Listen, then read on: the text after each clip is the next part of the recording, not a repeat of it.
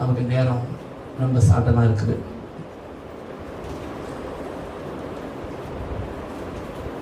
மத்தேயு எழுதின சுவிசேஷம் 24ஆம் அதிகாரம் 3ஆம் வசனத்திலிருந்து நாம் வாசிப்போமாக. மேத்யூ 7:24-3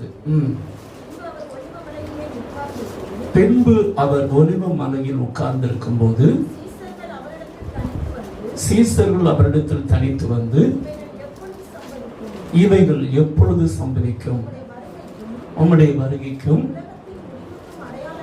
உலகத்தின் முடிவுக்கும் அடையாளம் என்ன? எங்களுக்கு சொல்ல வேண்டும். உம்முடைய வருகைக்கும் உலகத்தின் முடிவுக்கும் அடையாளம் என்ன? இந்த நாள்ல நம்ம கேட்க போற தேவ செய்தியின் தலைப்பு என்ன அப்படின்னா, கடைசி நாட்கள் இது என்ற தலைப்பின் கீழாக நாம் ஆவியான தாசியோடு தேவ வார்த்தையை தியானிக்க போகிறோம். நோட் பண்ணிக்கோங்க, வாசிங்க பார்க்கலாம்.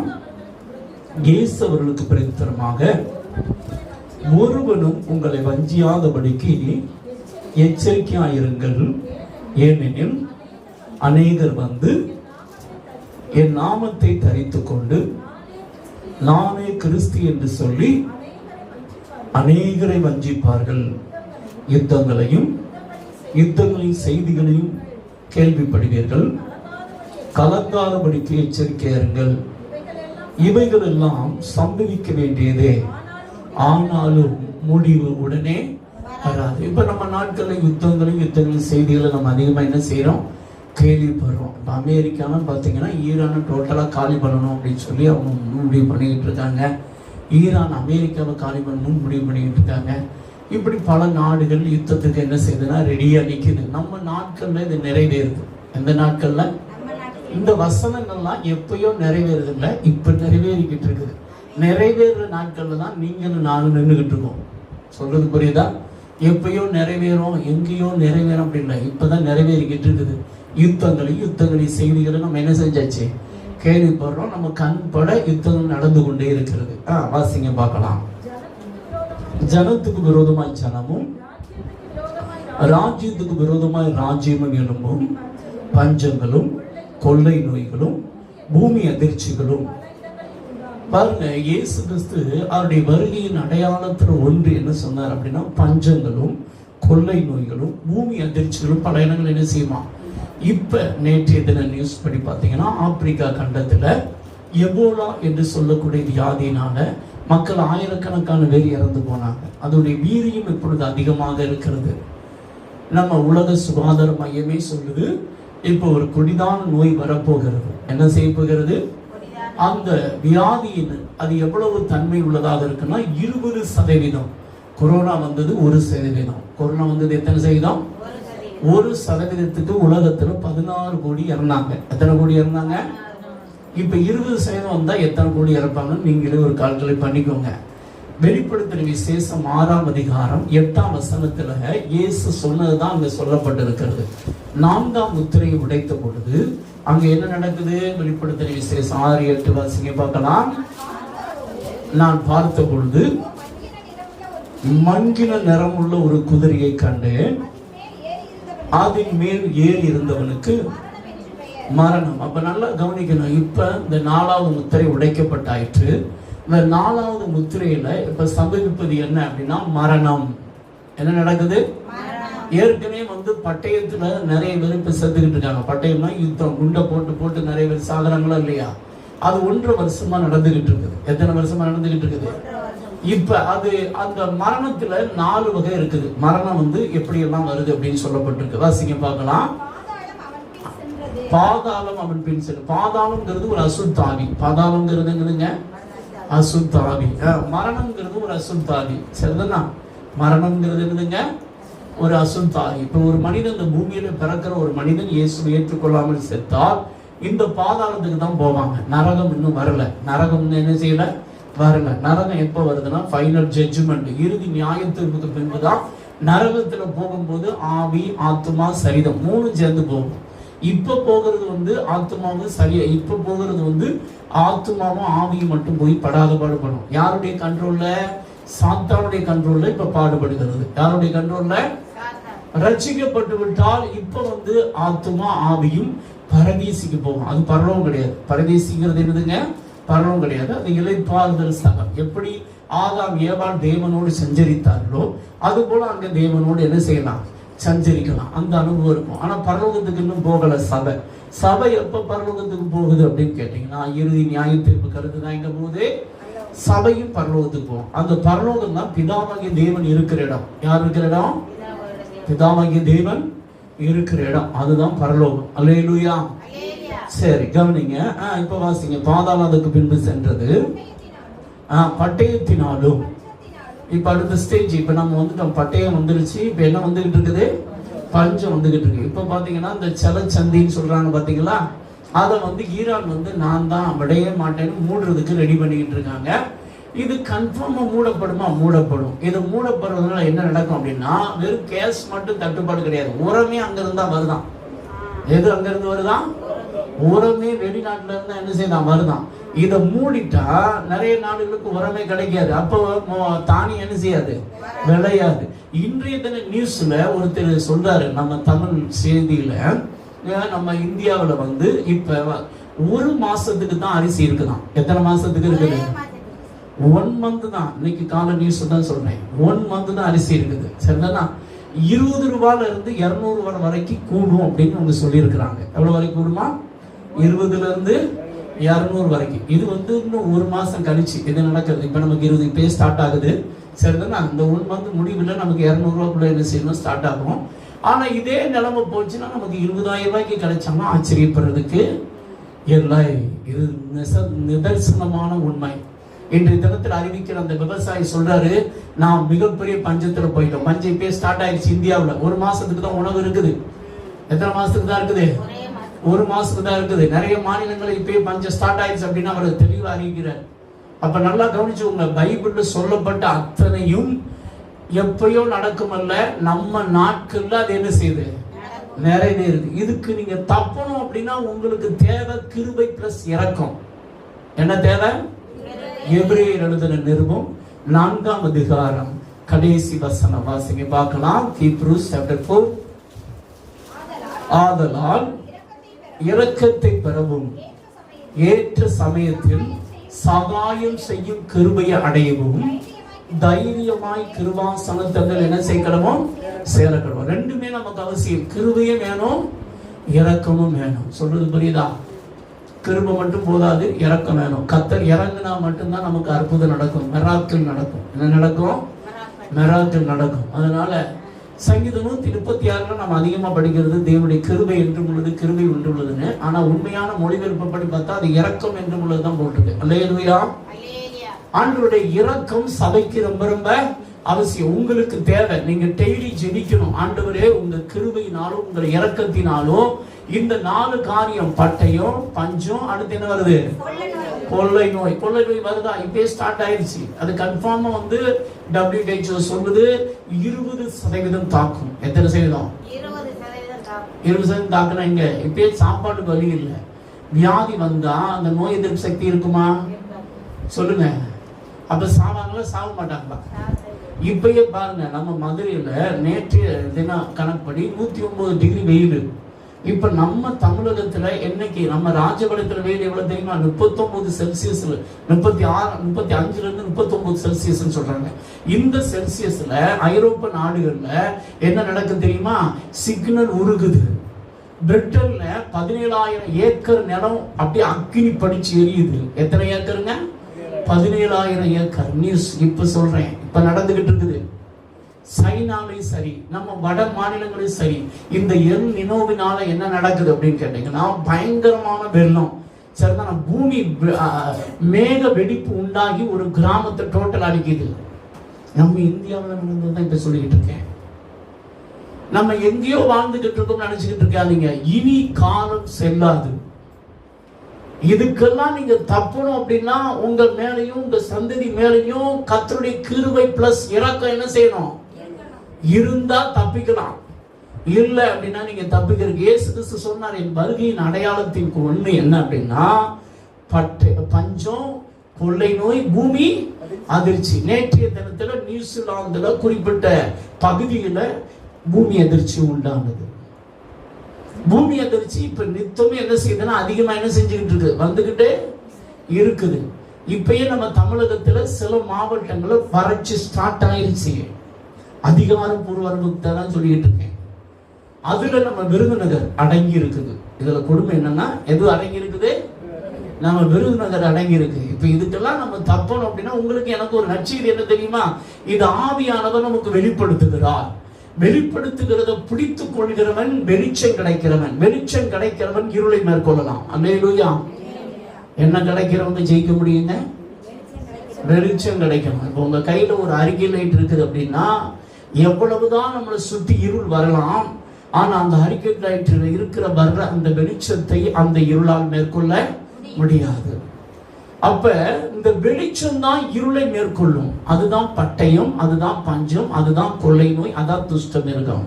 இப்ப நம்ம இந்த இருளை மேற்கொள்ள வேண்டுமானால் நமக்கு வேத வசன வெளிச்சம் என்ன செய்யணும், இருக்கணும். என்ன இருக்கணுங்க, இப்ப நமக்கு வேத வசன வெளிச்சத்தை தான் ஆவியானவர் காட்டுறார். பைபிள்ல சொல்லப்பட்டதெல்லாம் நமக்கு நிறைவேறிக்கிட்டு என்ன செய்யுது, இருக்குது.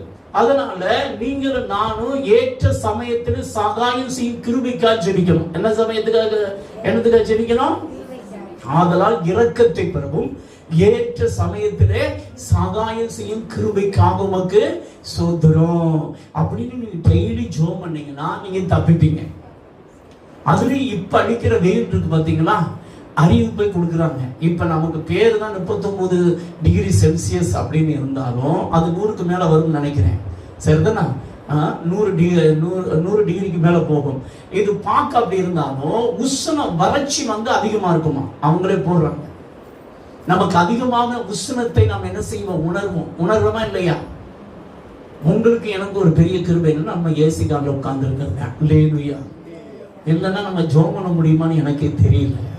இப்ப இருக்கிற நிலைமை பார்த்தா அப்படிதான் போய்கிட்டு இருக்குது. என்ன செஞ்சுக்கிட்டு இருக்குது, வெளிநாடுகள்ல 50% வர்றதுனால ஐரோப்பா நாடுகள்ல, ஜெர்மனி, இத்தாலி இந்த நாடுகள்ல கிட்டத்தட்ட 40,000 பேருக்கு மேல செத்து போனாங்க. எத்தனை பேருக்கு மேல, நித்தம் 1000 பேர் செத்துக்கிட்டு இருக்காங்க. நித்தம் எத்தனை பேர் செத்துக்கிட்டு இருக்காங்க, 1000 செத்து. அமெரிக்காலையும் இப்ப உஷ்ணம் ஸ்டார்ட் ஆயிருச்சு. பயங்கரமான சில மாநிலங்கள் வறட்சியை தாக்குது அப்படின்னு சொல்லி தெளிவா போடுறாங்க. நாடுகள் உலகமே இப்ப தத்தளித்து கொண்டு இருக்கிறது. இந்த எல் நினோவினால என்ன செய்து கொண்டு இருக்கிறது, தத்தளித்து கொண்டு இருக்கிறது. இது எல்லாம் எப்ப நடக்குது, வசனம் நிறைவேறுகிற இந்த நாட்கள்ல என்ன செய்து நடக்குது. இதுல என்ன அப்படின்னா உலகத்திலேயே இந்தியா தான் அதிகமா பாதிக்கப்படும் அறிவிப்பு கொடுத்துட்டாங்க. எதுதான் அதிகமா பாதிக்கப்படுமா, இப்பதான் நம்ம ஸ்டார்ட் ஆயிருக்கோம். என்ன செஞ்சிருக்கோம், இப்ப இந்த சகோதரிக்கு சொன்னதை நீங்க பாத்தீங்க, கர்த்தர் வெளிப்படுத்தின அரிசிக்காக நிறைய பேர் வரிசையில் என்ன செய்ய வேண்டியிருக்கும். அப்ப எந்த அளவுக்கு போக யோசிச்சு பாருங்க. ஒண்ணு தெரியுமா, சாப்பாடு மட்டும் ஒரு மனுஷனுக்கு இல்லைன்னு வச்சுக்கோங்களேன், நாட்டுல அவன் அடிச்சு கொள்ள ஆரம்பிச்சுவான். தெரியுமா உங்களுக்கு, பெத்த பிள்ளைய கூட அடிச்சு கொள்வாங்க. தெரியுமா உங்களுக்கு, பசி வந்தா 10 என்ன செய்யுமா தெரியுமா உங்களுக்கு. மனுஷனுடைய அன்பு எப்ப வெளிப்படும் தெரியுமா, பசி வரும்போது தெரியும். சமரியாவில் கொடிதான பஞ்சம் வந்தது. எங்க பலிதான பஞ்சம், 2 ராஜாக்கள்ல பாத்தீங்கன்னா 6ஆம் அதிகாரத்துல நம்ம பார்க்கிறோம். சமரியாவில் கொடிதான பஞ்சம். அப்பொழுது என்ன செஞ்சாங்க தெரியுமா, அவங்க பிள்ளையை அடிச்சு கொள்றாங்க. 2 சகோதரிகள் சேர்ந்து. எத்தனை வசனம்,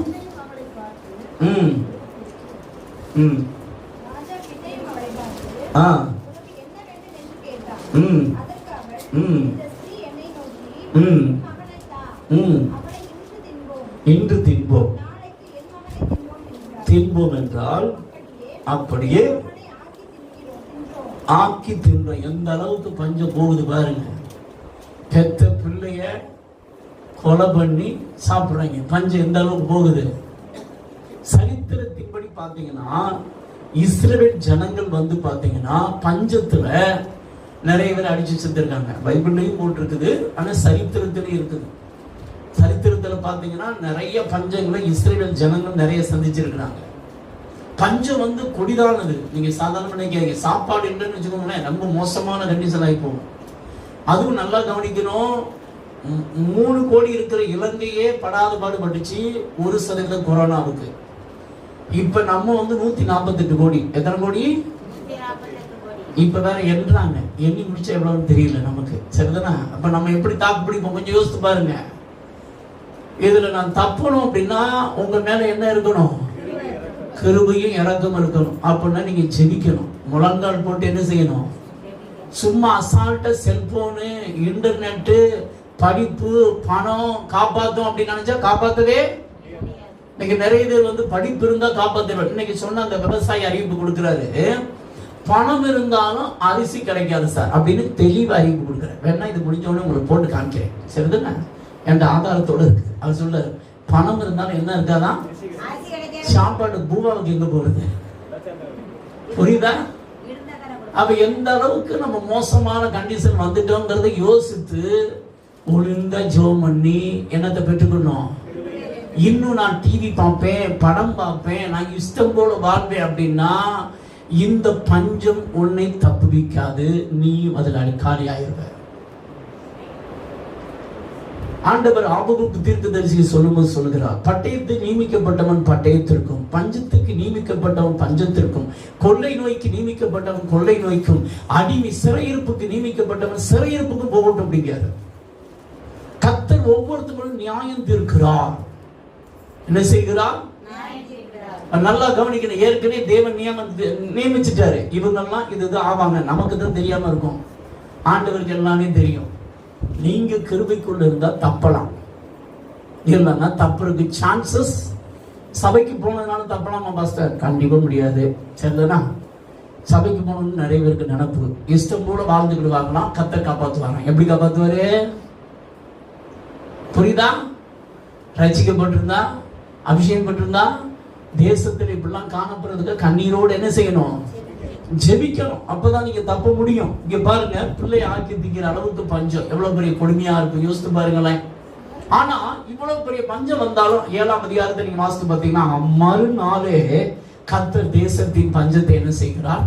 மாற்றுகிறார். அப்ப தேவனாலே எல்லாம் செய்ய முடியும். நீங்களும் நானும் இப்ப என்ன விசுவாசிக்கன்னா, என்ன பஞ்சம் வந்தாலும் உடனே பயந்துடணும்னு அவசியம் கிடையாது. நம்மளை போஷிக்க அவர் எப்படிப்பட்டவரா இருக்கிறாரு? எவ்வளவு விலைவாசி ஏறினாலும் உனக்கு தருவதை கர்த்தர் தருவார். அல்லேலூயா. ஆனா நீ இப்பயே ஜெபம் பண்ணி என்னத்தை பெறணும்? பரிசுத்தம் ரொம்ப ரொம்ப முக்கியம். உன் இஷ்டம் போல வாங்கினா கர்த்தர் தரமாட்டார். சரிதானா? உனக்கு போஷிக்கிறதுக்கு கர்த்தர் காகங்களுக்கு கட்டளையிடுவார். அல்லேலூயா. உண்மையில் நாங்க சொல்லட்டுமா, கொரோனா வந்த போதுதான் நாங்க நிறைய பேருக்கு ஹெல்ப் பண்ணோம். கொரோனா வந்த போதுதான் நாங்க ஊழியத்தில் இருந்தோம். நிறைய ஊழியக்காரங்க ஊழியத்தை விட்டுட்டு போயிட்டாங்கன்னு கேள்விப்பட்டேன். வேலைக்கெல்லாம் போயிட்டாங்க கொரோனா வரும்போது. ஆனா நாங்க என்ன செஞ்சோம் தெரியுமா? நிறைய பேருக்கு ஹெல்ப் பண்ணும்படி கர்த்தரை ஆசீர்வதித்தார். அல்லேலூயா. எல்லா பாஸ்டர் சைட்ல பார்த்து ஆச்சரியப்பட்டாங்க. நாங்க சபை வச்சிருக்கிற நாங்களே பரிதாபமா இருக்கிறோம், நீங்க எப்படி தப்பிச்சீங்க அப்படின்னு. அதான் கர்த்தருடைய கிருபை. அல்லேலூயா. நாங்க எங்க வீட்டு பக்கத்துல எல்லாம் பாத்தீங்கன்னா, நாங்க மலையடிப்பட்டில ஒரு வீட்டு பக்கத்துல இருக்கும்போது அங்க ஒரு விக்கிரக கோயில் இருக்குது. அந்த விக்கிரகத்துல அவங்க பாத்தீங்கன்னா, அந்த முக்கியமான நாள்ல பண்டிகை கொண்டாடுவாங்க பாத்தீங்களா, அன்னைக்கு அவங்க பண்ணும்போது பாத்தீங்கன்னா பயங்கரமான ஈவில் ஸ்பிரிட்டுடைய டார்க்னஸ் அப்படியே அந்த இடம் முழுது இறங்குறது எங்களுக்கு தெரியும். அதுல நம்ம ஆட்கள் தெருக்குள்ள வேற நடந்து வருவாங்க. நடந்து வரும்போது பாத்தீங்கன்னா அந்த பிரசன்ஸ் பாத்தீங்கன்னா அப்படியே ஈவில் ஸ்பிரிட்டோட பிரசன்ஸ் தெரியும். ஆனா எங்க வீடு மட்டும் பாத்தீங்கன்னா கர்த்தருடைய பாதுகாப்பின் வளையத்துக்குள்ள இருக்கிறது எங்களுக்கு வீணா தெரியும். அல்லேலூயா. தேவ பிள்ளையே, உன் மேல என்ன இருக்கணும்? இப்பயே டெய்லி நீங்க என்ன ஜெபிக்கணும் தெரியுமா? இந்த வெயிலுடைய தாக்கம் எந்த விதத்திலும் என்ன செய்யக்கூடாது, என்னைய குடும்பத்தை என்ன செய்யக்கூடாது, தாக்க. நீர் உடைய தூதர்களுக்கு கட்டளையிட்டு கொடையை பிடிச்சு என்னை பாதுகாத்துக் கொள்ளுங்கன்னு ஜெபம் பண்ணணும். அல்லேலூயா. அப்படி ஜெபம் பண்ணினா நம்மளை சுத்தி இருக்கிறவங்க சுருண்டு கீழே விழுவான், ஆனா நீ சாக மாட்டேன். அல்லேலூயா. மகள், நம்மளை சுத்தி இருக்கிறவங்க என்ன செய்யலாம்? சாகலாம். ஆனா உனக்கு என்ன செய்யாது? வரவே. ஆப்பிரிக்கா கண்டத்துல ஒரு காலத்துல ஒரு குறிப்பிட்ட நோய் வந்தது, பிளாக் நோய். இப்ப அதுக்கு மருந்து கண்டுபிடிச்சாங்க, அப்ப கண்டுபிடிக்கல. அதே மாதிரிதான் கொரோனா மாதிரி தான், எல்லாமே கவசம் எல்லாம் போட்டுதான் இருந்தாங்க. ஆனா ஒரு ஊழியக்காரர் மட்டும் எந்த கவசம் போடல. அவர் போய் செத்தவங்க எல்லாம் அடக்கம் பண்ணிட்டு இருந்தாரு. அந்த நர்ஸ் டாக்டரோட சேர்ந்து ஹெல்ப் பண்ணாரு. எல்லாருக்கும் ஆச்சரியம், இந்த மனுஷன் செத்து கீழே விழுந்துடக்கூடாதுன்னு சொல்லிட்டு ஒரு டாக்டர் விட்டு, ஏன் தம்பி இப்படி ஹெல்ப் பண்ணிக்கிட்டு இருக்க, நாங்க உனக்கு கவசம் தர்றோம், அதெல்லாம் போட்டு பண்ண. அவர் சொன்னாரா, ஒரு கவசம் எங்களுக்கு தேவையில்லை, எங்களுக்கு ஏசப்பா பரிசுத்தனுடைய அக்னி அபிஷேகத்தை என்ன செஞ்சிருக்கு, கொடுத்திருக்காரு. எந்த நோய் கிருமி என்ன செய்ய முடியாது, சேதப்படுத்த முடியாதுன்னு. அவர் யோசித்தாரா, இவன் இவ்வளவு நேரம் பேசுறதே பெருசு, நம்மளா இருந்தோம்னா கலப்பி இருந்தோம்னா இது மாதிரி பேச முடியும், நம்ம என்ன செஞ்சிருப்போம், செத்து போயிருப்போம். அதனால நான் டெஸ்ட் பண்ணி பார்க்கணும்னு சொல்லிட்டு இவ்வளவு நேரம் கட் பண்றதுனால அந்த ஊசியில அந்த வியாதி கிருமி எடுத்து இவர் கையில விட்டான் பார்த்தாங்கண்ணா. விட்டு பார்த்தா இவர் கையில வந்து பாத்தீங்கன்னா அந்த ஊழியக்காரருடைய கையில அது பட்ட உடனே அந்த கிருமி எல்லாம் துடியா துடிச்சு செத்து போச்சான். அல்லேலூயா. அப்ப பரிசுத்தனுடைய அக்கினி நமக்குள்ள இருந்தா எந்த நோய் கிருமியும் நம்மள என்ன செய்ய முடியாது, தாக்க முடியாது. அல்லேலூயா. அதனால நீங்க இப்பயே அதுக்காக என்ன செய்யணும், ஜெபிக்கணும். சரி, இயேசு கிறிஸ்து என்ன சொல்றாரு வாசிங்க தொடர்ந்து 24க்கு வாங்க பார்க்கலாம். மத்த 24ல பட்டயங்களும் பஞ்சங்களும் பூமி அதிர்ச்சிகளும். அடுத்த வசனம், ஜனத்துக்கு வருவாங்க இவைகள் எல்லாம் வேதனைகளுக்கு ஆரம்பம். அடுத்து 9வது வசனம், அப்பொழுது உங்களை உபத்திரவத்துக்கு ஒப்பு கொடுத்து உங்களை கொலை செய்வார்கள், என் நாமத்தின் நிமித்தம் நீங்கள் எல்லாராலும் பகைக்கப்படும். கடைசி அடையாளத்துக்கு ஒண்ணு என்ன அப்படின்னா, நீங்கள் இயேசுவின் நாமத்தினாலே எல்லாராலும் என்ன செய்யப்படுவீர்கள். இப்ப எல்லாரும் பகைக்கிறாங்க தெரியுமா உங்களுக்கு. இப்ப நம்ம கடைசி காலத்துல எப்பயுமே இல்லாத அளவுக்கு கிறிஸ்தவனுக்கு உபத்திரவம். இப்ப சமீபத்துல பாத்தீங்கன்னா போன வாரத்துல நைஜீரியாவில் 350 கிறிஸ்தவர்களை உயிரோடு எரிச்சு கொண்டிருக்காங்க. எத்தனை கிறிஸ்தவங்களை? நைஜீரியாவில் வந்து நித்தமும் கிறிஸ்தவர்கள் கொல்லப்படுறாங்க. நம்ம வட மாநிலங்களையும் பார்த்தீங்கன்னா சபைகளை இடிக்கிறாங்க. போன வாரம் கூட இடிச்சாங்க. சத்தீஸ்கர் மாநிலத்தில் கிறிஸ்தவர்களை அடின்னு அடிக்கிறாங்க, கிராமத்தை விட்டு துரத்துறாங்க. நித்தம் உபத்திரவப்படுகிறோம். இயேசு என்று நாமத்தை சொன்னாலே இப்ப நாம் எல்லாராலும் என்ன செய்யப்படுகிறோம், பகைக்கப்படுகிறோம். உலகம் உங்களை பகைத்தால் ஆச்சரியப்படாதிருங்கள், அது உங்களை பகைக்கிறதுக்கு முன்பாக என்னென்ன செஞ்சிருச்சு, பகைச்சிருச்சுன்னு இயேசு சொன்னார். யோவான் 16 நீங்க வீட்டுல போய் வாசித்து பாருங்க. இயேசு சொன்னார், அவர்கள் உங்களை என்னை பகைத்தார்களானால் உங்களையும் பகைப்பாங்க, என்னை துன்பப்படுத்தினால் உங்களை அவர்கள் என்ன செய்வார்கள், துன்பப்படுத்துவார்கள். ஏனென்றால் அவர்கள் பிதாவை என்ன செய்யவில்லை, அறியவில்லை. இந்த உலகம் உண்மையான தெய்வத்தை என்ன செய்யல, அறியல. அது நிமித்தமாக, என் நாமத்தின் நிமித்தமாக நீங்கள் எல்லாராலும் என்ன செய்யப்படுவீர்கள், பகைக்கப்படுவீர்கள், கொல்லப்படுவீர்கள். இந்த வசனம் இப்ப நிறைவேறிக்கிட்டு இருக்குது. எப்ப நிறைவேறுது? உலகம் எங்கிரு நிறைவேறுது. வடகொரியாலும் பாத்தீங்கன்னா பயங்கரமான அந்த ஆடு சரிதான், இயேசுங்கிற பேரை சொன்னா மத தீவிரவாதின்னு சொல்லி அவ்வளவான கொலை பண்ணிக்கிட்டு இருக்கான். நிறைய துன்பங்கள் என்ன செஞ்சுட்டு இருக்கு. அப்பொழுது அநேகர் இடர்கள் அடைந்து ஒருவரை ஒருவர் காட்டி கொடுத்து ஒருவரை ஒருவர் என்ன செய்வார்களாம், பகைப்பார்கள். அநேகர் கள்ள தீர்க்கதரிசிகளை எழுப்பி அநேகரை வஞ்சிப்பார்கள். அக்கிரமம் மிகுதியாவதினால் அநேகருடைய அன்பு. இப்ப நம்ம கவனிக்க வேண்டிய ஒரு காரணம்னா, இயேசு சொன்ன அடையாளத்தில் ஒண்ணு அன்பு என்ன செய்யும். இப்ப அன்பு இருக்குதா எங்கேயாவது சொல்லுங்க? வம்பு தான் இருக்குது. செல்போன் இருந்தா போதும். பெத்த தாய் தகப்பன் கூட யாருக்கும் இன்டர்நெட் இருந்தா போதும். எவன் செத்த எனக்கு என்ன, எவன் வாழ்ந்தா உலகம் இருக்குதா இல்லையா? பிள்ளைகள் உள்ளத்துல அன்பு இருக்குன்னு நினைக்கிறீங்க? தேவனுடைய கற்பனையில் ஒண்ணு என்னன்னா, தேவனை நேசிக்கணும், ரெண்டாவது யாரை நேசிக்கணும், காண்கிற சகோதரன் நேசிக்கணும். இதான் தேவனுடைய கற்பனை. ஆனா மக்கள் உள்ளத்துல இப்ப என்ன இல்லை. இதெல்லாம் எதுக்கு அடையாளம்னு சொல்றேன்னா, இயேசுடைய ரகசிய வருகைக்கு அடையாளம் இது. இப்பொழுது நம் கண்ணால அப்பப்பைக்கு அங்க ஒண்ணு இங்க ஒண்ணுதான் நடந்துருச்சு. இப்ப அங்க ஒண்ணு இங்க ஒண்ணு இல்ல, எல்லார் மத்தியிலும் இப்ப என்ன செஞ்சுக்கிட்டு இருக்குது. அதைத்தான் நம்ம கவனிக்க வேண்டியது. எங்கேயோ ஒண்ணு நடக்கிறது, அப்பப்பைக்கு நடக்கத்தான் செய்யும். ஆனா இப்ப யார் உள்ளத்துல என்ன இல்ல, அன்பு இல்ல. 2 பேதுரு 3ஆம் அதிகாரத்துக்கு நேரா திருப்பிக்கோங்க. கடைசி நாட்களில் என்ன நடக்கும் அப்படிங்கறத கர்த்தர் பேசுகிறார். 6-7 வாசிங்க பார்க்கலாம்.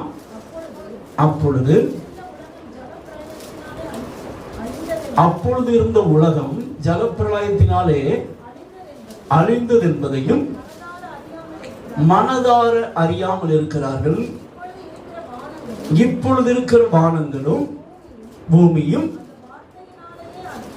அந்த வார்த்தையினாலே அக்கினிக்கு இரையாக வைக்கப்பட்டு தேவ பக்தி இல்லாதவர்களை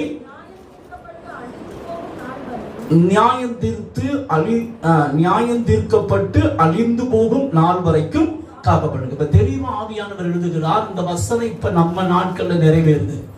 ஆண்டவர் தெளிவாக சொல்லுகிறார் 6ஆம் வசனத்துல, அப்பொழுது இருந்த உலகம் ஜலப்பிரளயத்தினாலே அழிந்தது என்பதையும் மனதார. நல்லா கவனிக்கணும். உலகத்துல அப்ப ஒரு 500 கோடி பேர் இருந்ததாகவே ஏதோ ஆராய்ச்சியாளர்கள் சொல்றாங்க. அதுல எத்தனை பேர் தான் காக்கப்பட்டாங்கன்னா 8 பேர். அந்த 8 பேர் யாருன்னு கேட்டா தேவ பக்தி உள்ளவர்கள். யார் காக்கப்பட்டாங்க? நல்லா கவனிக்கணும். இன்றைக்கு ஆவியன் உங்களுக்கு சொல்ற முதல் ஆலோசனை, நீ தேவ பக்தி உள்ளவனா இருந்தால் நீ காக்கப்படுவ. தேவ பக்தியின் வேஷத்தை தரித்தால் நீ அழிக்கப்படுவாய். மறந்து போகாதீங்க. தேவ பக்தி என்றால் என்ன? அது ரொம்ப முக்கியமான கேள்வி.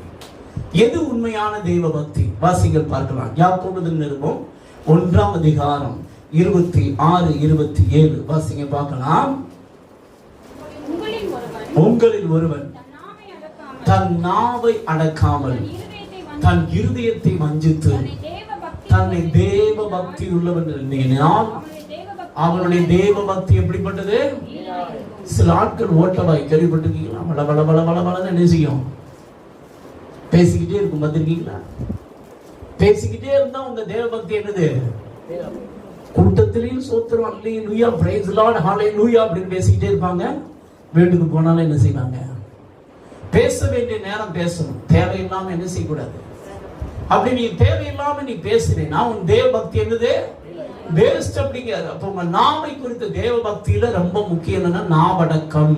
என்ன அடக்கம்? நமக்கு என்ன அடங்கணும்?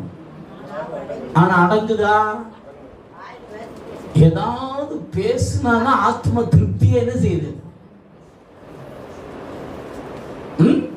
சங்கீதக்காரன் சொல்லிக்கிறான், துன்மார்க்கர் என் முன்னே கடந்து போக மட்டும் என் நாவை நான் என்ன செய்றேன்? அடக்கினேன் அப்படிங்கிறது. அடக்குறீங்களா? ஆனா அவர் ஜெபம் பண்றாரு, கர்த்தாவே என் வாய்க்கு என் உதடுகளின் வாசலை. அதனால ஜெபம் பண்ணுங்க. ஜெபம் பண்ணி என்னத்தை அடக்கணும்? ஒருத்தங்களை பார்த்தோன்னே குண்டக்க மண்டக்க என்ன செய்யறது? பேசுறது. சிலர் வாயில பேசுவான், சிலர் உள்ளத்துல பேசுவாங்க. ஆனா ரெண்டுமே செய்யக்கூடாது. ரெண்டையுமே கர்த்தர் கணக்கு கேட்பாரு. எங்க பேசுவாரு? உள்ளங்களை பார்த்தீங்கன்னா இவரை பத்தி தெரிஞ்ச நடிப்புக்காரி, எப்படித்தான் நடிச்சு அந்நிய பாசல பேசுவா, கண்டுக்கிறாங்க அப்படின்னு. இவனை பத்தி தெரியாதவங்க, ஏன் அப்படிப்பட்டவன் இப்படிப்பட்டவன் இங்கே இப்படிதான் அப்படின்னு. இதுதான் நான் வழக்கமே என்ன செய்யறது இல்லை. தயவுசு சொல்றேன், யாரை குறித்து என்ன செய்யாதீங்க, ஜட்ஜ்மெண்ட் பண்ணவே பண்ணாதீங்க. உங்களுக்கு என்ன முழுசா அவங்கள பத்தி தெரியுமா? தெரியாது. முழுசா கர்த்தர் ஏதாவது வெளிப்படுத்தினாரா? இல்ல. தெளிவுபடுத்தினார்னா பேசுங்க, இல்லைன்னா என்ன செய்யக்கூடாது. ஆமா, அந்த லெவல்ல இருந்தீங்கன்னா நல்லது. முதல்ல தேவ பக்திக்கு அடையாளம். இரண்டாவது ஆண்டவர் என்ன சொல்லுகிறார்? திக்கற்ற பிள்ளைகளும் விதவைகளும் படுகிற உபத்திரவத்தில் அவர்களை என்ன செய்யணுமா?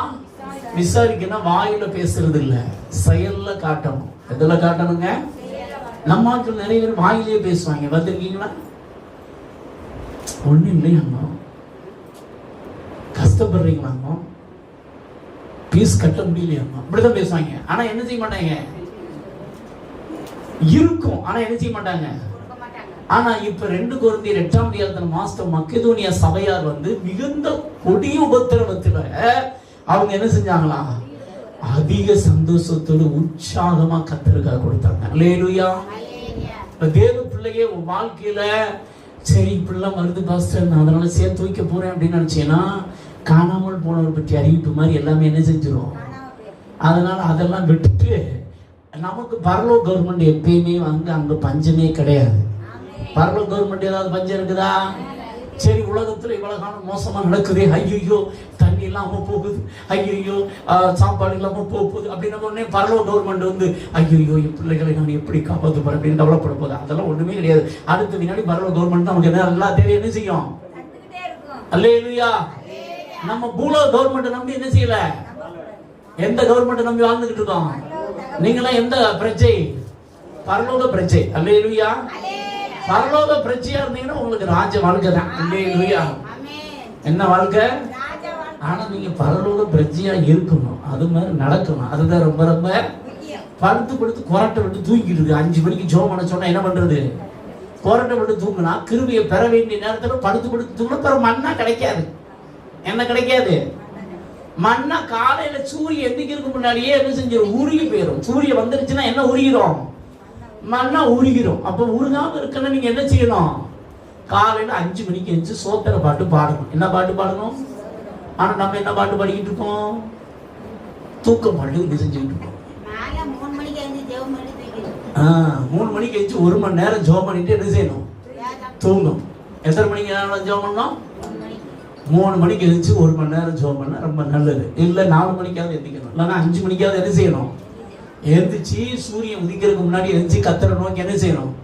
பார்த்து நல்ல பாட்டு பாடி நல்ல சோத்திரம் பண்ணி கிருபை பெற்று அதுல பாஸ்டர் அசரியாவே உங்க குடும்பத்தையும் ஆசீர்வதிங்கன்னு ஜெபம் பண்ணணும். அல்லேலூயா. அப்படி ஜெபம் பண்ணா கர்த்தர் உங்களுக்கு என்ன செய்வாரு? எலியாவுக்கு முதல் அடைய கொடுத்த உடனே பாத்தீங்கன்னா கர்த்தர் அவங்க வீட்டு தேவை என்ன செஞ்சாரு? அப்ப அசரியா பாஸ்டர் உங்க குடும்பத்துக்கு ஜெபம் பண்ணீங்கன்னா கர்த்தர் உங்களை என்ன செய்வாரு? போசிப்பாரு, போசிக்க மாட்டாரா? அல்லேலூயா. அதனால தேவ பிள்ளையே காலையில 5 மணிக்கு எஞ்சி கண்டிப்பா சொல்றேன், நீங்க கிருபையை பெற்றாதான் தப்பிக்கவே முடியும், இல்லைன்னா தப்பிக்கவே முடியாது. நோவா காலத்துல, அந்த காலத்துல என்ன நடந்தது? நீங்க ஆதியாகமம் 6ஆம் அதிகாரத்தை வீட்டுல விகாசித்துக்கோங்க. அங்க மனிதனுடைய இருதயத்தின் எண்ணமெல்லாம் நித்தம் எப்படி இருந்துச்சா? பொல்லாதா இருந்தது. அதனால கர்த்தர் இந்த உலகத்தை என்ன செஞ்சாலும் தண்ணியினால் அழித்தார். இன்னைக்கு மனுஷனுடைய இருதயத்தின் எண்ணமெல்லாம் நம்ம எப்பயும் காணாத அளவுக்கு இன்னைக்கு மனுஷனுடைய இருதயம் கெட்ட சிந்தனையா இருக்குதா இல்லையா? ஆணும் விதிவிலக்கல்ல, பெண்களும் விதிவிலக்கல்ல. அப்ப இது வந்த பொழுது தேவனுடைய கோபாக்கின் என்ன செஞ்சது? இறங்கி இந்த உலகத்தை தண்ணியினால் கர்த்தர் எப்படி அழித்தாரோ அது போல இன்னைக்கு உலகம் முழுதும் பாத்தீங்கன்னா நான் இப்படித்தான் நிர்வாணம் அலைவேன், நான் இஷ்டம் போல வாழ்வேன், கெட்ட சிந்தனை பாவேன், நான் ஓரினை சேர்க்கையில் வாழ்வேன்னு சொல்லி மக்கள் இப்ப நம்ம கண்ணு முன்னாடி ஒரு துணிகரமாக ரோட்டிலையும் பாவம் செய்யவும், பஸ்ல வந்தாலும் பாவம் செய்யவும், நம்ம கண்களுக்கு முன்பாக இப்ப பாவம் செய்வதற்கு யாரும் அஞ்சுவதே. இப்படி இருந்தால் தேவனுடைய கோபாக்கின வருமா வராதா? அதே 2 பேதுரு 2ஆம் அதிகாரம் 5ஆம் வசனம் 6ஆம் வசனம், பூர்வ உலகத்தையும் தப்ப விட. நம்முடைய தேவன் எப்படிப்பட்டவர்னா, பாவம் செஞ்சா அதுக்குரிய பனிஷ்மெண்ட் கண்டிப்பா என்ன செய்வாரு? ஒரு பக்கம் இயேசு இரக்கம் உள்ளவர் தான், ஆனா இன்னொரு பக்கம் அவர் எப்படிப்பட்டவர்? நீதியுள்ள தேவன். அவர் நீதி செலுத்தியே ஆகும். மனுஷன் எதை விதைக்கிறான் அதை கன்ஃபார்மா என்ன செய்யணும்? அறுக்கணும். உங்க தனிப்பட்ட வாழ்க்கை ரொம்ப ரொம்ப ரொம்ப முக்கியமானது. வாசிக்க பார்க்கலாம். நோவா முதலான 8 பேரை காப்பாற்றி அவபக்தி உள்ளவர்கள் நிறைந்த உலகத்தின் மேல் எது மேல தலப்பிரளயத்தை வரப்பண்றாரு? அவபக்தி. அவபக்தினா இயேசுவை விசுவாசிக்காம இருக்கிறதுக்கு பேரு தான் என்னது? தேவபக்தி. அப்படின்னா என்ன அர்த்தம்? இயேசுவை விசுவாசித்து ஒழுங்கா வேத வசனத்தை வாசித்து வேதத்துக்கு கீழ்ப்படிந்து பரிசுத்தமா வாழ்ந்து ஒழுங்கா ஜெபிக்கிறதா என்னது? தேவபக்தி. நல்லா கவனிங்க. இப்ப நமக்கு வரப்போகிற இந்த பட்டயம், பஞ்சம், கொள்ளை நோய், துஷ்ட மிருகத்துக்கு நீங்க தப்பணும் அப்படின்னா உங்களுக்குள்ள உண்மையான தேவபக்தி இருக்கணும். என்ன இருக்கணுங்க? அவபக்தி என்றால் விக்கிரக ஆராதனை செய்வது.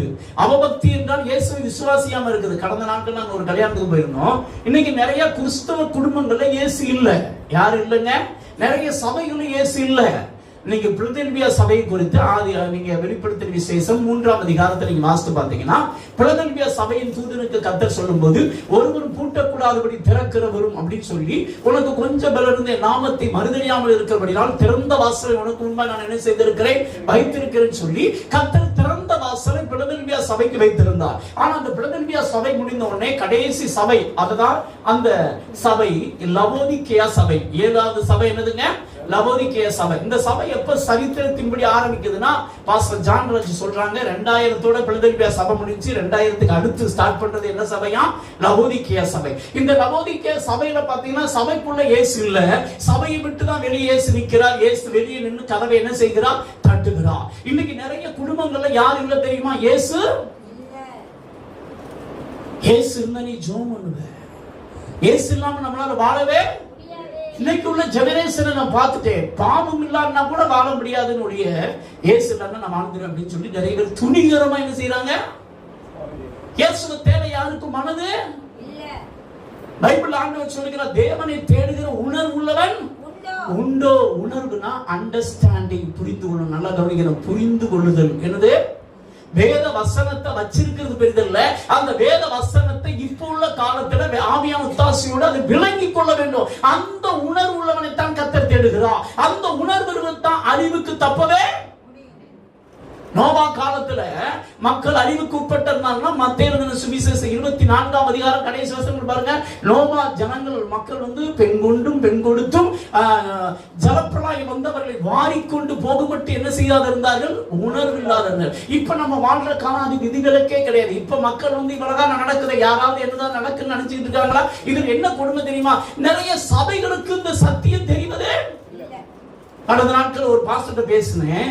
வெளிப்படுத்தல் 6:8 இப்ப நிறைவேறுது அப்படின்னு அவருக்கு இப்பெல்லாம் நடக்குதா அப்படிங்கிறது. இயல்நினாவை பத்தி தெரியுமானா? தெரியாது அப்படிங்கிறது. ஏன் நாட்டுல என்ன நடக்குதுன்னு தெரியாம என்ன செஞ்சுக்கிட்டு இருக்கீங்க? வசனம் அப்படியே அக்யூரேட்டா என்ன செஞ்சுக்கிட்டு இருக்குது. எப்படி தண்ணியினால கர்த்தர் அடித்தாரோ, இங்க 2 பேதுருல கர்த்தர் சொல்லுகிறார் பாருங்க 7ஆம் வசனத்துல, இப்பொழுது இருக்கிற வானங்களும் பூமியும் அந்த வார்த்தையினால அக்கினிக்கு இரையாக. எதுக்கு இரையாக? இப்ப நம்ம அக்கினியில இருக்கமா இல்லையா? இப்ப எல்லாம் உருக ஆரம்பிச்சிருச்சு. என்ன செஞ்சிருச்சு? நிறைய பேர் சுருண்டு என்ன செய்யறாங்க? கீழே தப்ப முடியாதுங்க. ஆண்டவர் பூர்வ உலகத்தை தப்ப வைக்கல. அப்ப இந்த உலகத்தையும் கர்த்தர் செய்ய மாட்டார். ஏன்னா இன்னைக்கு மக்கள் தேவ பக்தி கிடையவே. எது தேவ பக்தி? அப்ப நம்ம ஆஸ்தம் திக்கற்ற பிள்ளைகளை விதைகள் படுகிற உபத்திரவத்தில் அவர்களுக்கு உதவி செய்கிறதும், உலகத்தால் கரைபடாதபடி தன்னை காத்துக் கொள்ளுகிறதுமே. அப்ப நீ உலகத்தால் கரைபடாம வாழ்ந்தா தான் நீ உண்மையான தேவ பக்தி உனக்குள்ள என்ன செய்யுது இருக்குது. 1 யோவான் 2ஆம் அதிகாரம் 15-17 வரைக்கும் வாசித்து பார்த்தீங்கன்னா, உலகத்திலும் உலகத்துள்ளவைகளை என்ன செய்யாதிருங்கள், அன்பு கூறாதிருங்கள். ஒருவன் உலகத்தில் அன்பு கூர்ந்தால் அவனிடத்தில் பிதாவின் அன்பு இல்லை. ஏனென்றால் கண்கள் இச்சை, மாம்சத்தின் ஜீவனத்தின் பெருமை இவையெல்லாம் உலகத்தினால் உண்டானவைகள். நல்லா கவனிங்க. உன் வாழ்க்கையில கண்கள் இச்சை, உன் கண்கள் விரும்புகிறது. இச்சை என்றால் விருப்பம் என்று அர்த்தம். கண்கள் விரும்புறதா நிறைய பேர் வாழ்றாங்க. என்னமோ நம்ம வாழ்ற வாழ்க்கை நிரந்தரம் போலவும் நிறைய பேர் இஷ்டம் போல வாழ்றாங்க. இது நிரந்தரம் கிடையாது. இப்ப நீங்க பாக்குற எதுவும், இந்த பாக்குற அழகோ, இப்ப பாக்குற பொருளோ, இப்ப இருக்கிற எதுவுமே நிரந்தரம் கிடையாது. ஏசு மட்டுமே நிரந்தரம். அவருடைய பிரசன்ஸ் மட்டுமே நிரந்தரம். அதை மட்டுமே நீ நாடுவா என்றால் தப்புவாய். பொருள் வச்சிருக்கனால தப்ப தெளிவா இன்னைக்கு விவசாயி சொல்றாரு, பணம் இருக்கலாம் ஆனா அரிசி கிடைக்காது சார். அப்படிங்க என்ன இருக்குது? என்ன கிடைக்காது? அப்ப நம்மள என்ன எப்படி இருக்கு யோசிக்கோங்க. பணக்காரனும் தப்ப, சரி ஏசி இருந்தா தப்பிக்கலாமா? நிறைய பேர் அப்படி நினைக்கிறாங்க. ஆனா தப்ப முடியாது. ஏன்னா ஏசி வெடிக்க ஆரம்பிக்கும். என்ன வெடிக்க ஆரம்பிக்குது? எதுவும் தப்ப கர்த்தருடைய கிருபை இருந்தால் மட்டும்தான். தப்ப இல்ல அப்படின்னா தப்புக்கு வாய்ப்பே கிடையாது. ஏசாயா 66ஆம் அதிகாரம் 15-16 வாசிகள் பார்க்கலாம். Isaiah chapter 66 verse 15-16.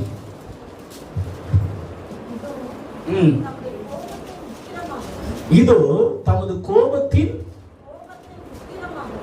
கோபத்தை உக்கிரமாகவும்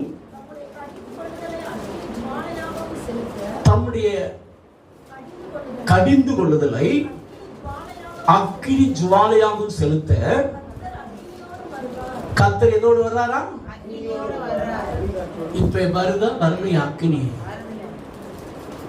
நம்ம ஆண்டவரை நிறைய பேர் பொம்மைன்னு நினைச்சிட்டு இருக்காங்க. எப்படி? அவர் பொம்மை கிடையாது. இந்த கல்லுல தெருவில் உட்கார்ந்து பார்த்தீங்களா, அவங்க கல்லை தான் கூப்பிட்டு இருக்காங்க. ஆனா இயேசு உயிரோடு இருக்கிறார். அவர் சொன்னது செய்வார். அவர் பட்சபாதம் இல்லாத தேவன். அதனால அஜாக்கிரதையா இருக்காதீங்க. பாருங்க, ஆண்டவர் உக்கிரத்தோட என்ன செய்யறாரு? அக்னியோடு வருவாரு. பெருங்காற்றை போன்ற தம்முடைய ரதங்களோடு வருவார். கர்த்தர் அக்னியினாலும் தமது பட்டயத்தாலும் மாம்சமான எல்லாரோடும் தெளிவா போட்டிருக்கா போடலையா? எதனால வழக்காடுவாராம்? பட்டயத்தினாலும் அக்னியினாலும். இப்ப நமக்கு மேல இருந்து அக்னி ரெடியா இருக்குது, கீழே இருந்து அக்னி எல்லாம் நடந்துகிட்டே இருக்குது. என்ன செஞ்சுக்கிட்டு இருக்குது? நமக்கு இந்த மாசம் அடுத்த மாசத்துல உச்ச கட்டத்துக்கு வந்துடும். எந்த கட்டத்துல? இப்ப ஸ்டார்ட் ஆயிருச்சு. என்ன செஞ்சிருச்சு? வழக்காடுவார். கர்த்தரால் கொலையுண்டவர்கள். எவ்வளவு தெளிவா பைபிள்ல போட்டிருக்கு பாருங்க. கர்த்தரால் கொலையுண்டவர்கள் எப்படி இருப்பாங்களாம்? வெளிப்படுத்தல் 6:8 படி 200 கோடி பேர் சாகணும். எத்தனை கோடி சாகணும்? 200 கோடி. 200 பேர் கிடையாது. எத்தனை கோடி? அப்ப எந்த லெவல்ல நாடு இருக்கும்னு யோசித்துக்கோங்க. இல்ல, மீதி 600 கோடி இருக்குதே. ஆமா, அதனால இருக்கும், கவலைப்படாதீங்க. நம்மளை தப்பு வைப்பார். ஒழுங்கா விசுவாசத்தை தப்பு வைப்பாரு. சரிதானே? அதுக்கு தானே பேசிக்கிட்டு இருக்கோம். நம்மளை தப்புறதுக்கு தானே தமக்கு பயந்து தமது கிருபைக்கு காத்திருக்கலை. சங்கீதம் 33 வாசிங்க பார்க்கலாம். தமக்கு பயந்து தமது கிருபைக்கு காத்திருக்கவில்லை. தமக்கு பயந்து பயந்திருக்கிற ஆத்துமாக்களை மரணத்துக்கு விலக்கி விடுவிக்கவும் பஞ்சத்தில் அவர்கள் உயிரோடு காக்கவும் கர்த்தருடைய கண்கள் அவர்கள் மேல எப்படி இருக்குதா? நோக்கமா இருக்கு. நம்ம மேல கர்த்தருடைய கண் நோக்கமா இருக்கு. நீங்க கர்த்தருக்கு பயந்து வாழ்ந்தா அப்ப நீங்க எப்படிப்பட்டவங்களா இருக்கணும்? 2 தீமோத்தேயு 3ஆம் அதிகாரம் 1ஆம் வசனத்திலிருந்து வாசிங்க பார்க்கலாம்.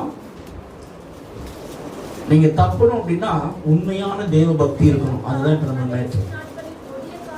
கடைசி நாட்களில் கொடிதான காலங்கள் வருமா என்று அறிவாயாக.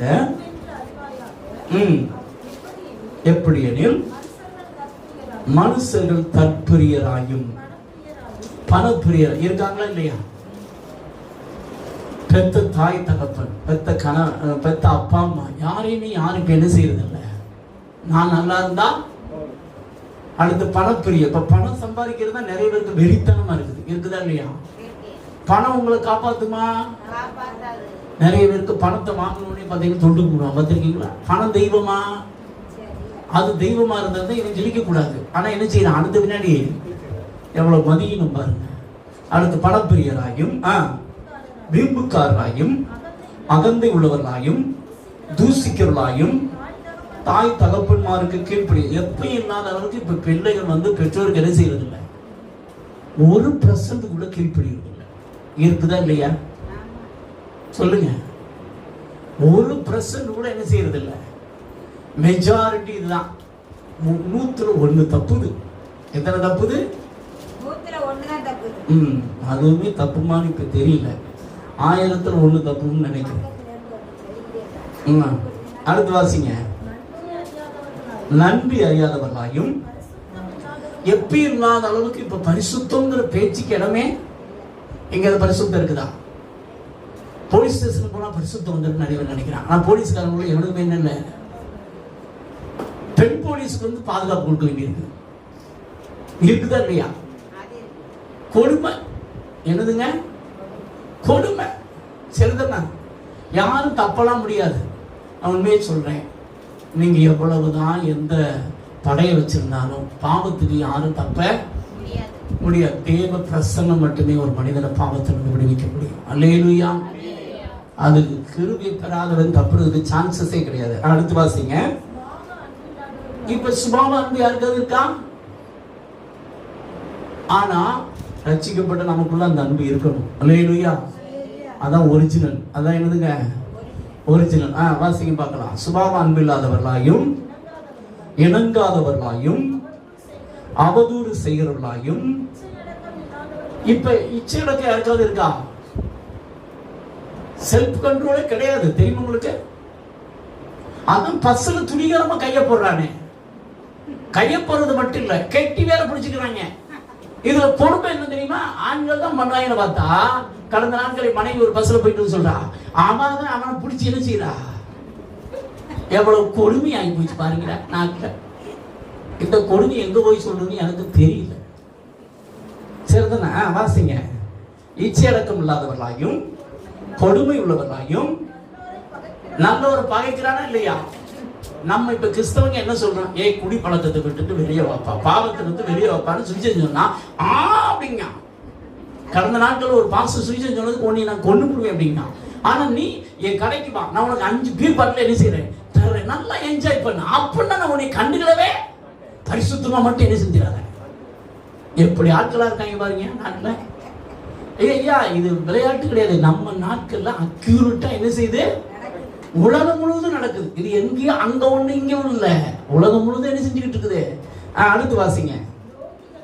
துரோகிகளாயும் துணிகரம் உள்ளவர்களாயும் இருமாப்பு உள்ளவர்களாயும் தேவ பிரியராயிராமல். இன்னைக்கு யாரா இருந்தாலும் சுகபோகம், பைபிள்ல போட்டு சுகபோகமாய் வாழுகிற உயிரோட செத்தவர்கள். இன்னைக்கு பணம் வந்தது ஆடம்பரம்னா ஆடம்பரம். ஐயோ உச்சகட்டம். எந்த கட்டம்? உச்ச கட்டத்துல போய்கிட்டு இருக்கு. ஆனா பைபிள்ல ஆவியார் எழுதுறாரு, சுகபோகமாய் வாழுகிறவள் உயிரோட என்ன செஞ்சவளா? அவ்வளவுதான். அவங்க செலவு பண்றோம் பாத்தீங்கன்னு வச்சுக்கோங்களேன். அவங்க செலவு பண்றோம் நம்ம அத்தனை சர்ச்சை என்ன செஞ்சிடலாம். அந்த அளவுக்கு நம்ம கிறிஸ்தவங்க தான் பண்றான். அந்த கொடுமை என்னன்னா உலகத்துக்காரன் பண்ணா கூட வேற, நம்ம கிறிஸ்தவர்கள் செய்யற செலவெல்லாம் பார்த்தீங்கன்னு வச்சுக்கோங்க, ஐயோ அவன் ஒரு என்கேஜ்மெண்ட் நடத்துறதுக்கு ஒரு சர்ச்சை கட்டிடலாம், அடுத்து ஒரு கல்யாணம் நடத்துறதுக்கு ஒரு சர்ச்சை கட்டிடலாம், அடுத்து பார்த்தீங்கன்னா வரவேற்பு நடத்துறது இன்னொரு சர்ச்சை செஞ்சிடலாம், கட்டி முடிச்சிடலாம். அப்ப எந்த அளவுக்கு சுகமுகமாகி போச்சு பாருங்க. ஒரு காலத்துல பவுல் அப்போஸ்தலன் சொன்னா, கிறிஸ்துவை அறிகிற அறிவு மேன்மைக்கு எல்லாவற்றின் நஷ்டம் குப்பையுமாக அவர் எல்லாவற்றையும் இயேசுக்காக விட்டாரு. ஆனா நம்ம இயேசுக்கு எல்லாத்தையும் என்ன செய்யறாங்க, சேர்க்கிறாங்க. என்ன செய்ய, கார் வாங்கு, பங்களா வாங்கு, அதை வாங்கு, இதை வாங்கு. வாங்க கூடாதுன்னு கர்த்தர் சொல்லல, ஆனா வாங்குறதுக்கு இதுவா காலம் என்று கர்த்தர் கேட்கிறாரு. புரியுதா? தேவைக்கு இருப்பது அவசியம் கவலை கிடையாது, தேவைக்கு எப்படி இருக்குது அதான பிரச்சனையே. கொடுமையா போய்கிட்டு இருக்கு, எங்க போய்கிட்டு இருக்கு. சரி, அடுத்து வாசிங்க. இதுதான் நம்ம முக்கியமானது. தேவ பக்தியின் தேசத்தை தரித்து அதன் பலனை மறுதலைக்குள்ளாய் இருப்பார்கள். இப்படிப்பட்டவர்களை நீ விட்டு என்ன செய்யணுமா? உனக்கு தெரியுமா, 10 கட்டை குளிர்ந்து போயிருக்குது, நீங்க மட்டும் எரிஞ்சுக்கிட்டு இருக்கீங்க. இப்ப இந்த கட்டையை போய் அதுக்குள்ள வச்சுக்கணும், என்ன ஆகும்? இதுவும் சேர்ந்து என்ன செஞ்சிடும்? எரியாது, அணைஞ்சு போகும். போட்டு அமைக்கிறோம், போட்டு என்ன செஞ்சிடும்? ஹலோ, கல்யாண வீட்டுக்கு போறேன், கர்மா வீட்டுக்கு போறேன், அந்த வீட்டுக்கு போறேன், ஜெபம் பண்ணாத இடத்துல போய் உட்கார்ந்த, உனக்கு இங்கே நீ பெற்ற இந்த அபிஷேகம் இருக்கு பத்தியா, இதை என்ன செஞ்சுட்டோம்? ஊதி பெற போக மட்டும்தான் வரும். என்ன வருது? நிறைய பேருக்கு போக வந்தோடனே பாஸ்டருக்கு போன் அடிக்கிறது.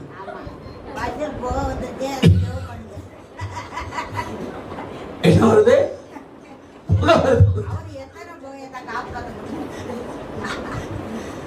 இந்த குருவி எங்க போய் சொல்றது தெரியல. நிறைய பேருக்கு இப்ப என்னதான் வந்துகிட்டு இருக்குது, பக்கத்துல கேளுங்க, போக வருது இல்ல அக்னி வருதான்னு கேளுங்க. எங்க அக்னி தான் வந்துருக்கு பாஸ்டர், ஆனா அங்க போனோன்னு என்னதான் மாறி இருது?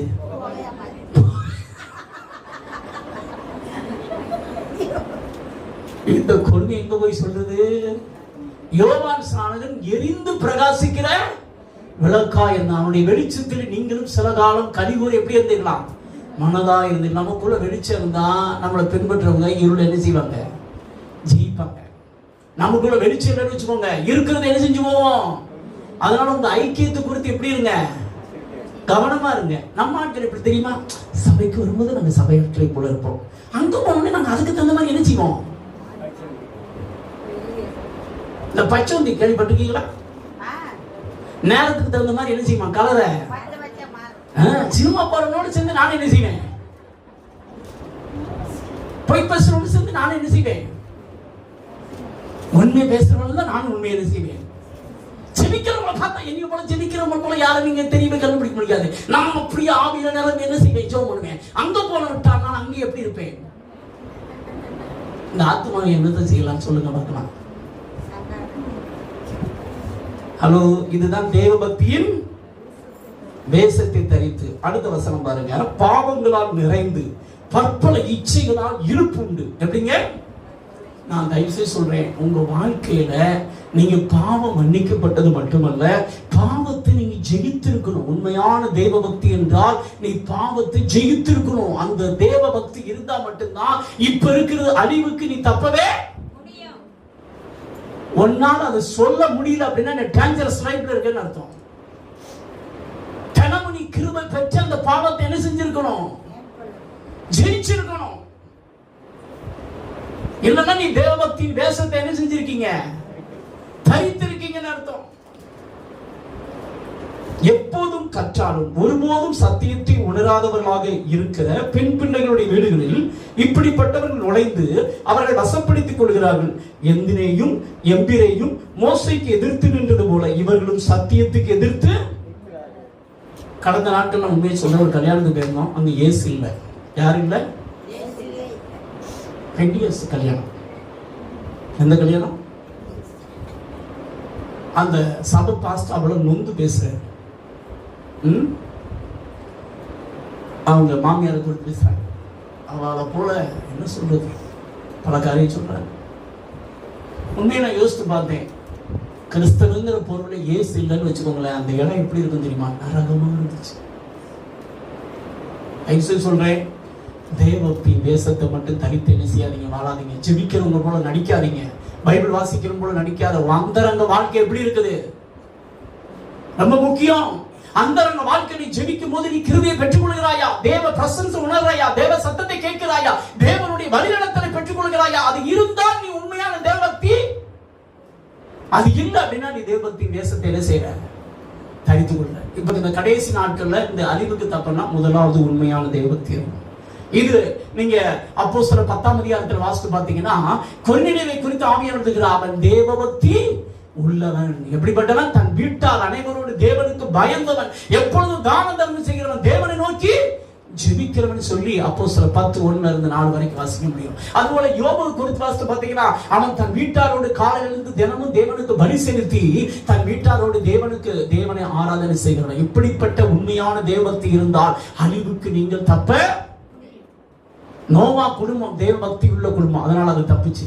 இப்ப நம்ம எவ்வளவு அழிவு வரலாம் பிரச்சனையே கிடையாது. நீ கிறிஸ்துவாகி பேழைக்குள் வந்து விட்டால் எந்த அழிவு வந்தாலும் கர்த்தர் உன்னை தப்புவிப்பார். அதுல எந்த சந்தேகம் கிடையாது. கர்த்தர் உன் தேவைகளை என்ன செய்வார்?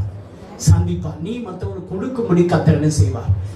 நீ இதை தைரியமா விசுவாசிக்கலாம். என்ன செய்யலாம்? ஆனா முதல்ல என்ன இருக்கணும்? தேவபக்தி. ரெண்டாவது என்ன இருக்கணும்? இப்ப நம்ம மத்ததெல்லாம் ஒரு லைன்ல சொல்லி முடிக்க போறோம், நமக்கு நேரம் இல்லை. 2 பேதுரு 3ஆம் அதிகாரம் 11ஆம் வசனம் வாசிங்க பார்க்கலாம். 2 பேதுரு 3ஆம் அதிகாரம் 11ஆம் வசனம். முதலாவது, நீங்க உண்மையான தேவபக்தி உள்ளவர்களாக இருந்தால் இந்த அழிவுக்கு தப்பலாம். இரண்டாவது, நீங்கள் வாசிங்க பார்க்கலாம். எப்படிப்பட்ட பரிசுத்த நடக்கையும் தேவபக்தி உள்ளவர்களுமாய் இருக்க வேண்டும். அப்ப நல்லா கவனிங்க. இரண்டாவது உங்களுக்கு தேவை பரிசுத்த நடக்கை. என்ன இருக்கணுங்க? அழிவுக்கு தப்பணும் அப்படின்னா முதலாவது உண்மையான தேவபக்தி இருக்கணும். இரண்டாவது என்ன இருக்கணும்? பரிசுத்த நடக்க. உன் கண்களை பரிசுத்தம், உன் வார்த்தையில பரிசுத்தம், கேட்கறதுல பரிசுத்தம், உன் செயல்களை பரிசுத்தம். என்ன செய்யணும்? சிந்தனையில பரிசுத்தம் இருக்கணும். தனிமையில இருக்கும்போது என்ன வரணும்? கடந்த நாட்கள் ஒரு நபர் எனக்கு போன் பண்ணி சொல்றாங்க, அவங்களுக்கு வாலிப பிள்ளைகள் நிறைய இருக்காங்க. சொல்றாங்க, பாஸ்டர் ஒரே கெட்ட கெட்ட சிந்தனையா வருது பாஸ்டர், இது சோதிக்கப்படுவிக்க. ஆனா அந்த கெட்ட சிந்தனை உனக்கு ஜெயிக்க தெரியணும். என்ன செய்யணும்? சோதனை வரத்தான் செய்யும். சோதனை ஜெயிக்க நீ கிருபை என்ன செய்யணும்? பெற்றுக்கணும். வேதத்தை சிந்திக்கணும். ரோமர் 8 4-12 வரைக்கும் வாசித்து பாருங்க. மாம்ச சிந்தை மரணம், ஆவியின் சிந்தையோ ஜீவனும் சமாதானம். அப்ப உங்க வாழ்க்கையில சிந்தனையில பரிசுத்தம், இரண்டாவது பார்வையில பரிசுத்தம், நீ பார்க்கறத குறித்து கவனமா, பேச்சில பரிசுத்தம் இருக்கணும், கேட்கறதுல பரிசுத்தம் இருக்கணும், ஹோல் பாடி நடக்க. இது இருந்தா நீ தப்பிக்கலாம். இல்லைன்னா தப்பிக்கிறது சான்சஸ் நோ. ஆனா இதெல்லாம் நம்முடைய திறமையால செய்ய முடியுமா? முடியாது. நீ கிருபை கேட்டனா கர்த்தர் இந்த கிருபையை தருவார். பரிசுத்தமா நடக்க உனக்கு என்ன தருவாரு? கிருபை தருவார். ரோமர் 6:14 படி நாம் கிருபைக்கு கீழ்ப்பட்டிருக்கிறபடியால் பாவம் நம்மளை மேற்கொள்ள மாட்டாது. அதனால கிருபையை பெற்றுக்கொள்ளலாம். மூன்றாவது நீங்க என்ன செய்யணும் அப்படின்னா 2 பேதுரு 3ஆம் அதிகாரம் 12ஆம் வசனம் வாசிங்க பார்க்கலாம். மிகுந்த ஆவலோடு என்ன செய்யணுமா? காத்திருங்கள். அவர் கிருபையை பெற காத்திருங்கள். விழித்திருந்து காத்திருங்கள். ஜெபம் பண்ணி என்ன செய்யுங்க? காத்திருங்க. இதெல்லாம் வசன ஆதாரம் இருக்கு, நமக்கு நேரம் இல்லை. அதனால மூன்றாவது நீங்க என்ன செய்யணும்? இயேசுடைய வருகைக்கு எப்பொழுதும் ஆயத்தமாக இருந்து காத்திருங்கள். மத்திய 25 படி 5 பேர் புத்தி உள்ளவர்கள், 5 பேர் புத்தி இல்லாதவர்கள். புத்தி உள்ளவர்களாக, எண்ணெய் உள்ளவர்களாக, தேவ பிரசன்ஸை பெற்றுக்கொண்டதை காத்துக் கொள்ளுகிறவர்களாக இருந்தால் நீங்கள் வருகையில் என்ன செய்யலாம்? போகலாம். நான்காவதாக நீங்க செய்ய வேண்டிய காரியம் என்ன அப்படின்னு கேட்டீங்கன்னா,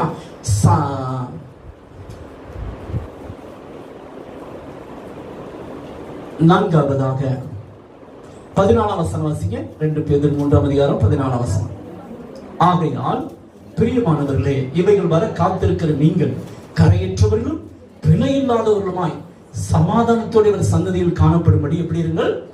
ஜாக்கிரதை. நான்காவது உங்களுக்குள்ள என்ன இருக்கக்கூடாதுன்னா, கரையும் இருக்கக்கூடாது, பிழையும் இருக்கக்கூடாது. என்ன இருக்கக்கூடாதுங்க? கரை இருக்கக்கூடாது. ஒரு சட்டையில என்ன இருக்கக்கூடாது? சின்ன டாட் கூட இருக்கக்கூடாது. அடுத்து என்ன இருக்கக்கூடாதான்? பிழை இருக்கக்கூடாது. சங்கீதம் 19ஆம் சங்கீதம் 12-13 சொல்லப்பட்டிருக்குது. வாசிங்க பார்க்கலாம். சங்கீதம் 19ஆம் சங்கீதம் 12-13. தன் பிழைகளை உணர்கிற. முதல்ல வந்து என்னதுங்க? பிழை. அடுத்து முதல் ஸ்டேஜ் பாவத்துல 4 வளர்ச்சி இருக்குது. 1 அப்படின்னா பிழை. 2வது ஸ்டேஜ் என்னது? மறைவாக பாவம் செய்வாங்க. மூணாவது அந்த பாவம் எப்படி மாறும் அப்படின்னா துணிகரமா மாறும். நாலாவது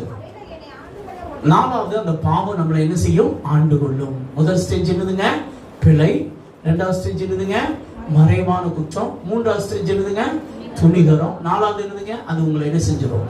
அடிமைப்படுத்தும். இப்ப இதெல்லாம் இல்லாம இருந்தா தான் நீங்க வருகையில் என்ன செய்ய முடியும்? போக முடியும். அப்ப நம்மள ஆண்டவர் என்ன செய்கிறார்? வெளிப்படுத்தின விசேஷம் தானியேல் 12ஆம் அதிகாரம் 10ஆம் வசனம் வாசிங்க பார்க்கலாம். தானியேல் 12:10.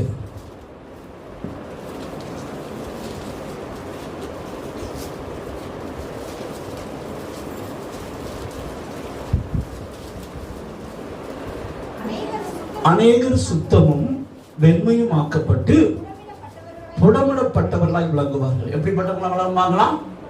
இப்ப நமக்குள்ள கரையும் என்ன இருக்கக்கூடாது, பிழையும் இருக்கக்கூடாது அப்படிங்கிறதுக்காக கர்த்தர் என்ன செய்யலாம்? உபத்திரவ குகைக்குள்ள நம்ம அனுப்புவார். எதுக்குள்ள அனுப்புவாரு?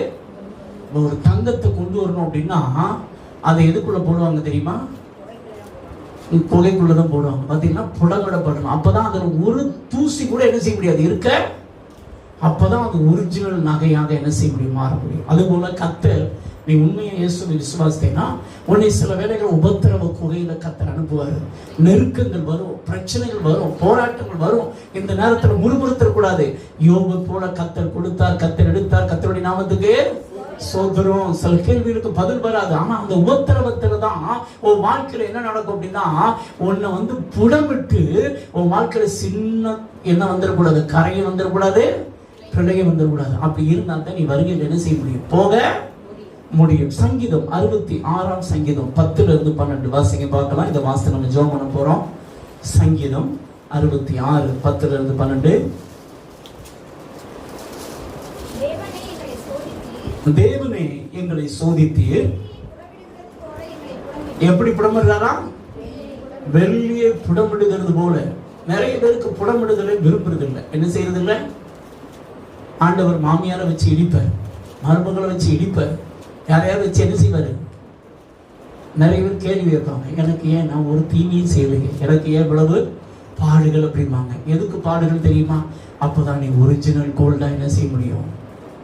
மாறவே. பக்கத்துல எப்படி சொல்லுங்க, நீங்க ஒரிஜினல் கோல்டா மாறணுமா? அப்ப கர்த்தர் புடமிடுவார். என்ன செய்வாரு? நிறைய பேருக்கான புடமே எரிச்சு கூடாது, எழக்கூடாது. ஆனா நான் தங்கமா மாறிடணும் அப்படின்னு தங்கமா மாற முடியுமா? மாற முடியாது. அதனால புலமிடுவார். அல்லேலூயா.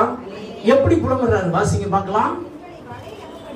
எங்களை வலையில் அகப்படுத்தினீர், எங்கள் இடுப்புகளின் மேல் வருத்தமான பாரத்தை ஏற்றினீர், மனுஷரை எங்கள் தலையின் மேல் என்ன செய்தீராம்?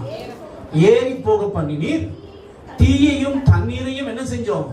கடந்து வந்தோம், செழிப்பான இடத்தில் எங்களை கொண்டு வந்து விட்டீர். அல்லேலூயா. அதனால கர்த்தர் உங்களை உபத்திரவ குகையில என்ன செய்வார்? புடமிட்டு மனவானாகிய இயேசுவை சந்திக்க எப்பொழுதும் ஆயத்தம் உள்ளவர்களாக கர்த்தர் உங்களை நிலைநிறுத்துவார்.